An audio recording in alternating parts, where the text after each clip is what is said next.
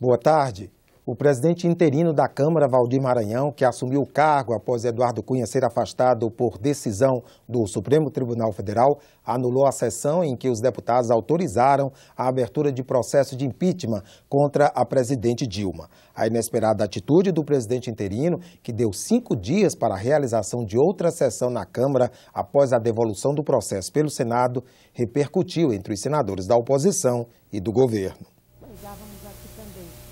Aquela sessão não teve base, não se baseou na Constituição e nos crimes para julgar o impeachment, teve orientação de bancada, os deputados falaram de tudo menos do fato concreto. A presidenta merece uma segunda chance, principalmente depois de tudo o que aconteceu na recente conjuntura política do país e das discussões que nós tivemos no Senado da República. Nós não acreditávamos tanto que isso pudesse acontecer por conta da força política que eles se formaram, mas se olharmos do ponto de vista jurídico, técnico, essa decisão, a tendência maior é que ela ocorresse. Eu não creio que terá guarida do Supremo Tribunal Federal uma decisão dessa natureza. Essa decisão é o verdadeiro golpe. É um desrespeito a uma decisão democrática da Câmara dos Deputados, que reuniu 367 votos favoravelmente à admissibilidade do processo. O líder da oposição no Senado, José Agripino, se manifestou por meio de nota. Abre aspas. A matéria remetida da Câmara para o Senado não tem caminho de volta. Trata-se de ato jurídico perfeito e acabado. Inacreditável a audácia dos protagonistas. Não resiste a um mandado de segurança. Fecha aspas. Até agora, o Senado não foi comunicado oficialmente sobre a decisão do presidente interino da Câmara de anular a sessão em que foi aprovado o pedido de impeachment. Em entrevista agora há pouco à Rádio Senado, o presidente da Comissão Especial do Impeachment, senador Raimundo Lira, considerou como política a decisão do presidente em exercício da Câmara.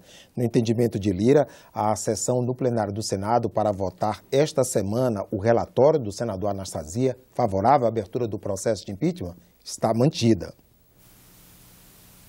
No meu entendimento, ela não tem nenhum valor. Só o Supremo Tribunal Federal é que pode modificar esse rito. E o Supremo Tribunal Federal também não vai modificar esse rito, porque nós estamos, ele foi todo processado em cima do que determinou o Supremo Tribunal Federal e a Lei 1079. Portanto, não há brecha jurídica para o presidente tomar uma decisão dessa magnitude. É apenas uma decisão, repito, essencialmente político, sem efeito prático. O anúncio da anulação da sessão da Câmara que deu início ao processo de impeachment foi comemorado durante a audiência pública na Comissão de Direitos Humanos. A audiência seria sobre direitos humanos e democracia, mas acabou se transformando em uma discussão sobre o processo de impeachment. Essa é uma hora de que a esquerda esteja unida, mas num único caminho, que é a luta em defesa da legalidade. Este julgamento na Câmara, que dá início ao processo no Senado, ele é eivado de nulidade. Este golpe é um golpe sofisticado. Não está precisando mais das armas dos militares. Plateia e parlamentares comemoraram quando o senador Paulo Paim anunciou a decisão do presidente interino da Câmara de pedir de volta o processo de impeachment. Valdir Maranhão acabou de pedir o retorno do processo de impeachment por problema de grupo. O maior ato de desvio de finalidade foi justamente a abertura do pedido do impeachment. Então, agora volta tudo a estaca zero e sem Eduardo Cunha na presidência, as condições são completamente diferentes. Nós acreditamos que podemos reverter essa votação do impeachment. A CPI do HSBC vai apreciar amanhã o relatório do senador Ricardo Ferraço sobre os documentos do caso SwissLeaks, que foram disponibilizados pelo governo francês no início deste ano. Depois de 5 meses, a comissão retoma as investigações com prazo prorrogado até outubro para análise das contas secretas. Como as tecnologias impactam a democracia e as atividades do parlamento. Questão que a Comissão Senado do Futuro começou a discutir hoje em um ciclo de audiências públicas sobre a tecnologia da informação e o processo legislativo do futuro. Segundo o cientista político Lúcio Renaud, as novas tecnologias ajudam o Estado a dar respostas mais eficientes para a população. Para isso, é fundamental ampliar o acesso à internet. A universalização do acesso gratuito e de ótima qualidade de internet para a população. Sem essa barreira, a gente não vai conseguir avançar nada do que a gente está falando aqui.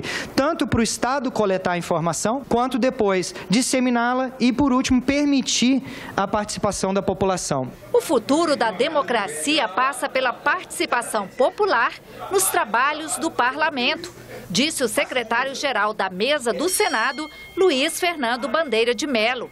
Segundo ele, a Casa tem avançado em mecanismos de transparência e de participação direta dos cidadãos. O maior desafio é como permitir uma democracia direta, uma participação popular direta, com efeito vinculante no parlamento. Isso, acho que não estamos prontos para isso, mas é o futuro que devemos talvez trabalhar e discutir aqui nessa comissão. O papel da Comissão Senado do Futuro é exatamente discutir, de que forma nós podemos contribuir não só com as ferramentas tecnológicas, mas também com as ferramentas intelectuais que o Congresso tem.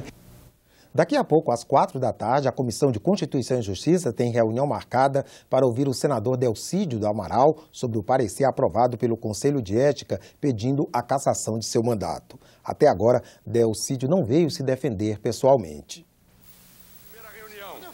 Acusado de tentar obstruir as investigações da Operação Lava Jato, o senador Delcídio do Amaral foi preso em 25 de novembro de 2015. Poucos dias depois, 2 partidos, Rede e PPS, entraram com representação no Conselho de Ética pedindo a cassação do senador por quebra de decoro. Chamado a se explicar, ele não compareceu nas 4 oportunidades oferecidas. Terça-feira da semana passada, o relatório do senador Telmário Mota, que recomendou a perda do mandato de Delcídio, foi aprovado pelo Conselho. Não há qualquer dúvida de que o senador Delcídio do Amaral abusou de sua prerrogativa constitucional, pois realizou conversa incompatível com a conduta de um parlamentar. No dia seguinte, a representação entrou na pauta da Comissão de Constituição e Justiça. Segundo o relator Ricardo Ferraço, o parecer do Conselho de Ética cumpre todos os requisitos de constitucionalidade, legalidade e juridicidade. O nosso limite aqui não é o enfrentamento do mérito, é o enfrentamento se foi obedecido a todos os critérios.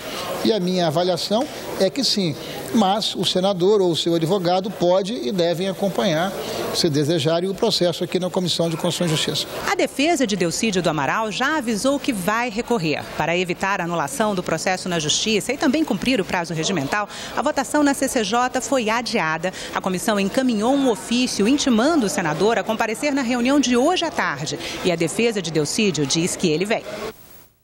Outras notícias na nossa página na internet, senado.leg.br/TV. Você assiste em instantes à sessão plenária não deliberativa desta segunda-feira. Obrigado pela audiência e continue com a nossa programação.